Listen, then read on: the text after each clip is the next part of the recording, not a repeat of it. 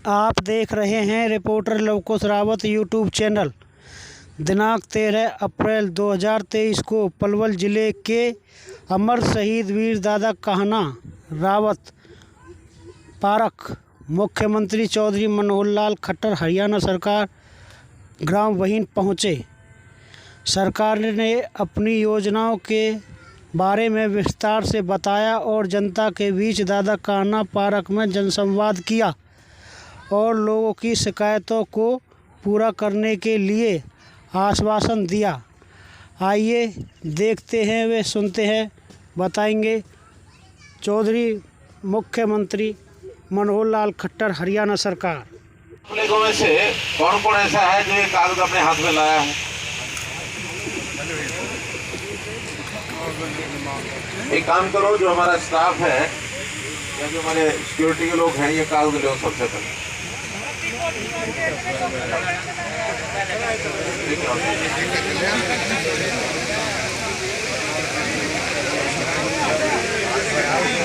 ये मुख्यमंत्री बात है, लोगों से पूछा जाए, उनकी तकलीफ पूछी जाए। ये कागज कलेक्शन करने से क्या होगा? नहीं, लोग आए हैं तो पूछे लोगों से। अरे मैं बात कर रहा हूँ ना, छोड़ तो लो। हाँ, ये कह रहे कलेक्शन से क्या होगा? रखो। नहीं है कि ये कार्यक्रम जन संवाद का कार्यक्रम है, और जन संवाद का मतलब ये होता है कि कुछ मैं कहूँ और कुछ आपकी भी बात आनी चाहिए सामने, जैसे वो सामने बैठे बुजुर्ग ने कहा है। ये तो इसलिए कि कुछ लोगों को दुख होती है, मेरा कागज पता नहीं पहुंचेगा कि नहीं पहुंचेगा, इसलिए कागज उन्होंने पहले मंगवा लिए। और मैं आपको विश्वास दिलाता हूं कि आपके कागज का एक एक शब्द पढ़ा जाएगा और उसके ऊपर अमल किया जाएगा। अब जहां तक बात आज के इस जन संवाद के कार्यक्रम की है, आपको ये पता कि हम लगातार 8 साल से आप लोगों की सेवा कर रहे हैं। मैं पिछले चुनाव से पहले यहीं इसी जगह पर, वो सामने मुझे शेड दिखाई दे रहा है, वो शेड के नीचे स्टेज लगी थी और सामने रैली हुई थी, यही है ना? आपकी बात मुझे याद है, मेरी बात आपको याद है। तो मेरा कहना है कि 8 साल से आपकी सेवा कर रहे हैं।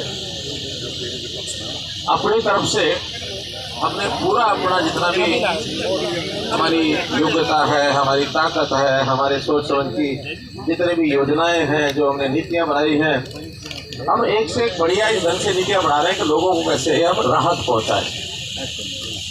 जो काम विकास के वो तो सब हो ही रहे हैं। हमारे विधायक जी ने सारे गिना दिए, कोई सड़कें बनी होंगी, कोई स्कूल बने, कोई कॉलेज बने, जहाँ डिमांड है डिमांड भी रख दी कि कॉलेज की डिमांड भी है, यहाँ वो भी पता है। पानी की बात है, चाहे पीने की है, चाहे निकासी की है, चाहे तालाब की है, चाहे फिरनी की है, सारी बातें आ गई हैं। जो हो गई हैं वो तो सब हो ही गई, आपको भी पता, मुझे भी पता। जो होने वाली और हैं, आपके कागजों में जो लिखी हैं या जो डिमांड आपने की है, जो इसमें फिजिबल होंगी, जिसमें करने में कोई कठिनाई नहीं है, वो सारी की जाएंगी। उसकी चिंता मत करना आप लोग। बल्कि मैं उदाहरण बताऊँ आपको, तो 2014 में जब हमने सत्ता संभाली, ये जो खाद होता है जो फरवरी मार्च में बढ़ता है, इस खाद की खरीद जो है सितंबर में करनी पड़ती है। 14 में सितंबर में इन लोगों ने खाद खरीदा ही नहीं, हमारे कांग्रेस के मित्रों ने सरकार होते हुए। अब क्यों नहीं खरीदा, इसके पीछे क्या रहा होगा कारण मैं नहीं कह सकता। हो सकता है कि अधिकारियों को लापरवाह रही हो, या हो सकता है उनको पहले पता लग गया अभी हमने तो आना नहीं है, नई सरकार आएगी, उसके लिए संकट डाल जाओ, उसके गले में मारा सांप डालो, ये कर गए हो जाए। लेकिन क्या किया, संकट बहुत था, लाइनें उस समय भी लगी खाद में, थानों में भी खड़े करके बंटवानी पड़ी। जब मानो 1 अनार 100 बीमार चीज थोड़ी है, देने वाले ज्यादा है, तो व्यवस्था तो बनानी पड़ेगी कोई। लेकिन हमने उसके बाद कभी भी लाइन नहीं लगने दी है। कोई भी समय आया, जब भी हमें पता लगा कि आगे चल के कुछ कठिनाई आने वाली, पहले तैयारी कर दी। पिछले साल भी खाद के लिए मैं स्वयं खाद के मंत्री से मिलकर आया कि हमारी इतनी खाद की जरूरत है। उनका चिंता मत करो, हरियाणा को खाद में कमी नहीं आने दूंगा, चाहे मुझे रातों रात गाड़ियां चलानी पड़े, दिन में चलानी पड़े, स्पेशल वो ट्रांसपोर्ट व्यवस्था करनी पड़े, हरियाणा में कमी नहीं आने दूंगा। और मुझे नहीं लगता कि खाद की कमी आई हो।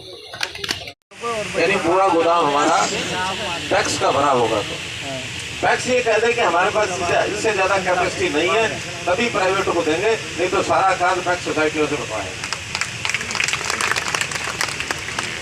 गैस सिलेंडर आज से 10 साल पहले एमपीज को एक कूपन बुक बनती थी, है ना, 25 कूपन होते थे भाई, अपने इलाके में एक गैस सिलेंडर बांट लेना, और फिर वो बंटते भी थे, बिकते भी थे, ब्लैक भी होती थी। आज कोई समस्या नहीं है, प्रधानमंत्री जी ने गैस सिलेंडर घर घर में पहुंचा दिए हर रसोई के। कोई सिलेंडर गैस रसोई ऐसी नहीं है जिसमें गैस सिलेंडर नहीं पहुंचाओ।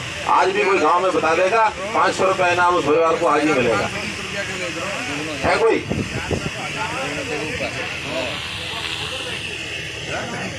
गैस सिलेंडर ही मिला भाई। सुनो, एसडीएम कौन है, इसका नंबर नोट करो। 48 घंटे के अंदर इसको सिलेंडर नहीं पहुंचाया तो आपकी रसोई का सिलेंडर लेके घर में लगेगा, ठीक है, पहुंच जाएगा। समझ गया मैं। तो देखो, किसी कारण से अगर रह गया हो, हाँ, तो इसको तुरंत, और इसका जो सिलेंडर की कीमत है उसमें 1900 और 1700 जो भी छूट देते हैं, हम देते हैं ना सारी, हाँ, वो सिलेंडर की छूट सारी मिलनी चाहिए इसको। और फूड एंड सप्लाई वाले देते हैं, कौन देता है? हाँ, तो फूड एंड सप्लाई के अफसर को कह के और तुरंत 48 घंटे में इसको सिलेंडर मिलना चाहिए। अब एक भी परिवार हरियाणा, और बल्कि इसको 500 रुपये नकद ये पहुंचाना है। जवाहर जी, इसका इनाम बढ़ता है, बाद में देना। हाँ, हम तो चाहते हैं ढूंढ के लाओ, कोई बताया किसने? वैसे बढ़ता तो इसका है, नहीं, जो सूचना थी हमने कहा उसको देंगे 500, अब आपको दे रहे हैं, उसको दे रहे हैं, चलो ठीक है, 500 रुपये बाद में उसको दे देंगे। गैस सिलेंडर की बात है क्या? नहीं है, तो दोनों वापस हो जाएंगे। अगर 2 सिलेंडर मिल गए ना घर में, सिलेंडर कनेक्शन एक दिन है जी, 2 दिन बाद जब होगी जी। चलो ठीक है, एक नहीं मिलेगा तो मिलेगा आपको भी। आदेश करो, टेक्निकल करो। और सुनो, अगर मानो ज्यादा लोग हैं, इस सभा के बाद एसडीएम साहब यही मिलेंगे आपको, 2, 4, 5 लोग सब जाके मिल लेंगे। ऐसा होना ही नहीं चाहिए हरियाणा में, एक भी आदमी, एक भी परिवार के कोई भी हो जाके मिल सकता है। मैं तो चैलेंज करके कहता हूँ, ऐसे ही अपने गरीब आदमियों को, उनकी, अगर किसी को 1,80,000 रुपए से इनकम उसकी कम है और उसका राशन कार्ड ना बना हो, तो मैं बताता हूँ आपको कि हमने हरियाणा में पिछले दिनों में एक व्यवस्था की थी, परिवार पहचान पत्र। परिवार पहचान पत्र के हिसाब से सभी के परिवारों की जांच कराई थी कि कौन किस जगह पर कैसे खड़ा है। हमारे पास शिकायतें बहुत मिली थी कि बहुत लोग ऐसे हैं, गरीब हैं, मजदूर हैं, जिनके राशन कार्ड नहीं बने, और कुछ ऐसे भी हैं कि जिनके घरों की 2-2, 3-3 मंजिल पक्की कोठी है, घर में गाड़ी है, कोई एक नौकरी भी लगा है, और उसके बाद भी राशन कार्ड बना हुआ है। हमने सारा सर्वे कराया, और सर्वे कराने के बाद हरियाणा में 12.5 लाख नए राशन कार्ड पिछले दिसंबर में बनवाए, 12.5 लाख। और 12.5 लाख में अगर मैं आपके गांव का भी बताऊं तो 400 नए राशन कार्ड इस गांव में भी बने, 400 कार्ड महीने में भी बने, हर जगह, कहीं 500, कहीं 400, कहीं 1000, कहीं 1500, कहीं 200, जहाँ जहाँ लोगों के पास नहीं थे सब बनवाए। नहीं है राशन कार्ड, नहीं है।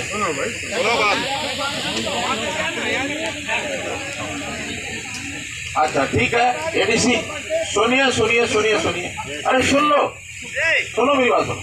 आपकी शिकायत हो गई, अरे आप आराम से खड़े हो, ऐसे क्यों? ज्यादा कहना की तरह यही थोड़ा। तो एडीसी बैठे हैं, ये जो परिवार पहचान पत्र में कोई भी गलती है इनकम की, आप यहाँ अगर कोई ले आए हो तो ठीक है, दे दी तो अच्छी बात है। अगर नहीं अभी दी है किसी ने, तुमने एप्लीकेशन दे दी अपनी, दे दी ना, तो वो तुम निकाल करके अपने आप एडीसी को दे देंगे। ये सारे काम एडीसी ने ठीक कराने हैं, जिनकी इनकम अगर गलत चल गई है। देखिए, इंसान गलतियां कर सकता है, क्योंकि ये सारे सर्वे करने वाले लोग अपने ही बीच में से सारे कर्मचारी हैं, सारे सर्वे करने में या कहीं कंप्यूटर में चढ़ाने में गलती हो सकती, हो गई हो। ऐसे भी गलतियों को हमने 1-2 महीने में पिछले ठीक किया है। जो 8 लाख कार्ड काटे थे, उनमें से 1 लाख कार्ड दोबारा से बन गए हैं। जिन्होंने कहा कि हमारा गलत कट गया और लिख के दिया, हमने जांच कराई, फिर ठीक हो गया। तो तुम्हारा भी ठीक होने के लिए एडीसी जो है ये अपने आप ठीक करा देंगे। ऐसा और भी किसी का हो तो जैसे मैंने एसडीएम को बताया है गैस सिलेंडर के लिए, ऐसे इनकम ठीक कराने वाले एडीसी साहब को अपना लिख करके दे देंगे। अरे बैठ जाओ भाई, अरे बैठ जाना, बैठ जाना। मैं सुनते ही तो बात कही है और किसकी कही है, इसकी गलत चढ़ गई है। आप लोगों ने सिर्फ अपना वो जो परिवार पहचान पत्र वो लिख के देना है, नंबर उसका, अपना नाम दे दो, टेलीफोन नंबर दे दो और इनकम कितनी चढ़ी हुई है और है कितनी, ये बातें लिख करके उनको दे दोगे। अगले 15 दिन में सब ठीक हो जाएंगे। ठीक है, हाँ देखिए, आगे तो अपने जो नीचे लेवल के लोग होते हैं, कर्मचारी होते हैं, उन्हीं को हम कहते हैं कि भैया घर घर जाके अपना असेसमेंट लेके आओ, पूछ के आओ। कहीं गलती हो सकती है, हो सकता है इनके घर के बाहर गली में कोई बढ़िया सी गाड़ी खड़ी हो, उन्हें सोचा है इनके घर की लगा दो 5 लाख, मैं मजाक कर, हो सकता है कोई गलती हो गई हो। तो ये ठीक करना हमारा आपका सबका काम है, हम ठीक करेंगे इसको। किसी के साथ कोई दुश्मनी नहीं है, सबके साथ प्रेम है, हमारा सबके साथ प्रेम है और सब हमारे अपने परिवार के सदस्य हैं, इस नाते से काम करेंगे। इसी प्रकार दूसरा काम, आयुष्मान कार्ड बनवाए। अभी आयुष्मान कार्ड भी इस गांव के अंदर 3400 आयुष्मान कार्ड बने हुए हैं। अब 3400 आयुष्मान कार्ड का मतलब जिन लोगों का इलाज पैसा न लगे, 5 लाख रुपए तक का खर्च ये सरकार देगी हर परिवार का, हर परिवार को 5 लाख रुपए तक की सुविधा। इस गांव में उसके 3412 कार्ड बन गए हैं। हो सकता भी कुछ ना बने हो, वो प्रोसेस चल रही है। 1,80,000 रुपए इनकम वाले जो परिवार हैं उन सब का मुफ्त में ये 5 लाख का बीमा होगा। हालांकि मेरी जानकारी है कि 2 बनेगा, जिनके बने हैं उसमें से 2 लोगों ने इलाज भी कराया है। 32,000 रुपया उसका सरकार ने पे किया है, छोटा मोटा कोई होगा खर्चा, तो ऐसा 32,000 रुपये इस गांव के 2 लोग पिछले महीने में इलाज भी करा के आए हैं। अब वो नाम लिखते हुए आपको किसी को पता हो तो ठीक है, नहीं तो कोई बात नहीं। लेकिन ऐसे सब परिवार, आपके यहाँ की आबादी कितनी है भाई इनकी? 10,000 के लगभग आबादी है। और ये आबादी भी कुछ भी बोलेंगे उससे नहीं चलेगा। आबादी में परिवार पहचान पत्र जिनके बन गए हैं उन्हीं की आबादी गिनी जाएगी। हम में से किस किस के परिवार पहचान पत्र बने हैं, जरा हाथ खड़े करो। इसका मतलब ये है कि कई लोगों के नहीं बने, नीचे करो। जिनके नहीं बने वो जरा हाथ खड़े करो। ये सब लोग परिवार पहचान पत्र बनवा लें, क्योंकि इसमें 2 नुकसान होंगे अगर नहीं बनवाओगे तो।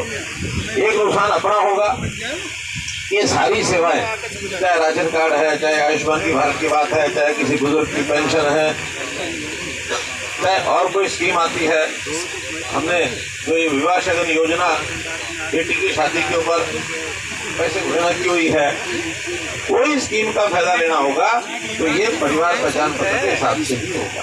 अगर नहीं बनेगा, एक तो हमारे ये फायदे सारे रुक जाएंगे जो परिवार नहीं बनवाएगा, और दूसरा गांव को नुकसान होगा। इसका गांव को नुकसान क्या होगा कि गांव की जो ग्रांट है वो परिवार पहचान पत्र के हिसाब से ही आती है।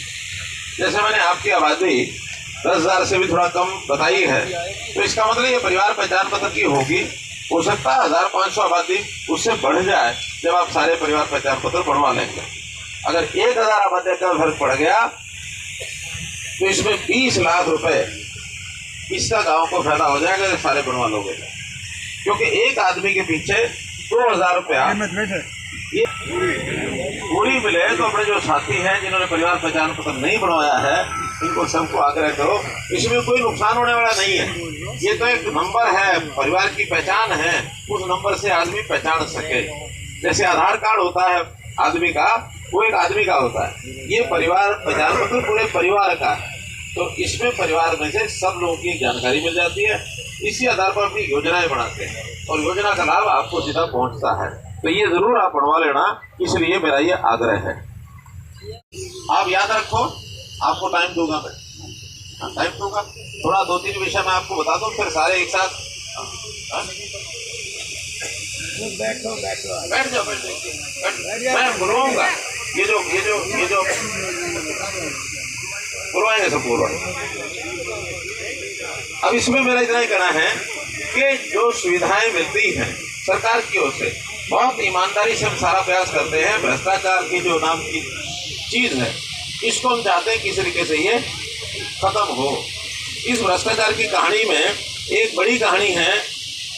आप लोगों के यहाँ अगर 10 साल पहले कोई आदमी पढ़ लिख करके, कोई नौजवान नौकरी के लिए इच्छा करता था तो उसको क्या करना पड़ता था?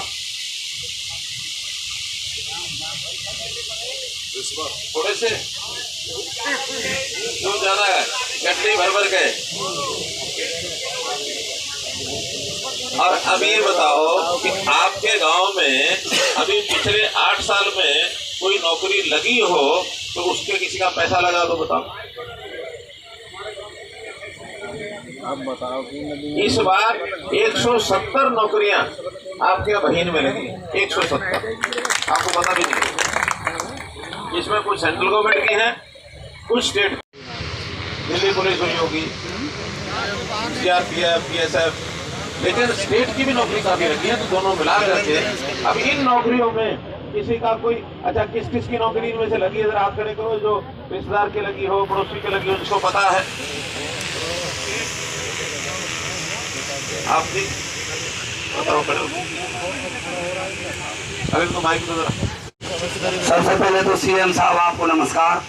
CM साहब, हम आपका बहुत बहुत आभार। हम इस गांव से 5 लगे हैं, एक ही भर्ती में TGT इंग्लिश, और निष्पक्ष लगे हैं। किसी का कोई बिल्कुल खर्ची पर्ची बिल्कुल कोई नहीं है, फ्री लगे हैं। हमारा सिलेक्शन फ्री हुआ है। किसी ने कोई पैसा मांगा कुछ भी नहीं CM साहब, 1 रुपये नहीं दिया हमने। अगर मांगा हो तो बता देना। नहीं दिया, चोरी अंदर लोग लगे रहते हैं। नहीं, किसी ने मांगा भी हो तो 24 घंटे पार नहीं होने दूंगा, उसका काम तमाम हो जाएगा। CM साहब, एक छोटी सी अड़चन है बस, एक वो अड़चन ये है CM साहब, कोर्ट की है। अभी BC कैटेगरी के हम, आपके आदेश के बावजूद भी आपने घोषणा कर दी थी, फिर भी हमारी ज्वाइनिंग नहीं हुई है। मैं समझ रहा हूँ। हाँ, तो CM साहब आपकी बड़ी मेहरबानी होगी जी, हमारी परेशानी दूर कर दो।